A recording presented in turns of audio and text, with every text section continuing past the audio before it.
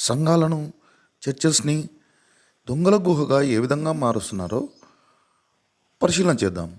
మత్తయి సువార్త 21వ అధ్యాయము 12-13 వచనాలను పరిశీలన చేద్దాం.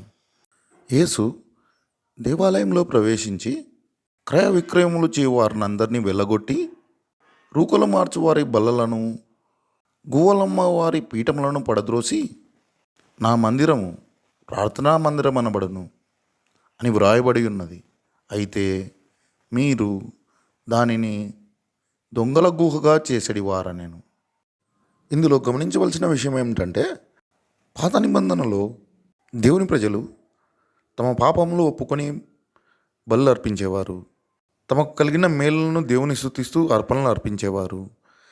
ఈ విధంగా దేవుని మందిరం అనేది దేవుని సన్నిధానాన్ని అనుభవించడానికి ఉంది. కానీ యేసుప్రభు వెళ్ళి మందిరాన్ని చూసినప్పుడు నేటి అనేక సంఘాల మాదిరిగా ప్రేయర్స్ అమ్మడము, తర్వాత భోజనాలు అమ్ముకోవడము, పెన్స్ అమ్మడము, బుక్స్ అమ్మడము, బ్యాగ్స్ అమ్మడము, ఈ విధంగా యేసుప్రభు వెళ్ళినప్పుడు కూడా రూకలు మార్చడము, గువ్వలు అమ్మడము చేశారు.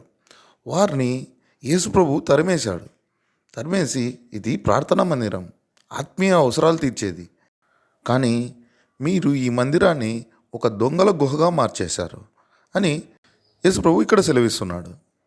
యేసుప్రభు తరిమేసినట్లుగా మనం ఆ సంఘాలలో వీటిని తరిమేయలేము, కానీ మనం ఆ సంఘాలకు వెళ్లకుండా ఉండడమే దీనికి ఒక పరిష్కారంగా భావించవచ్చు.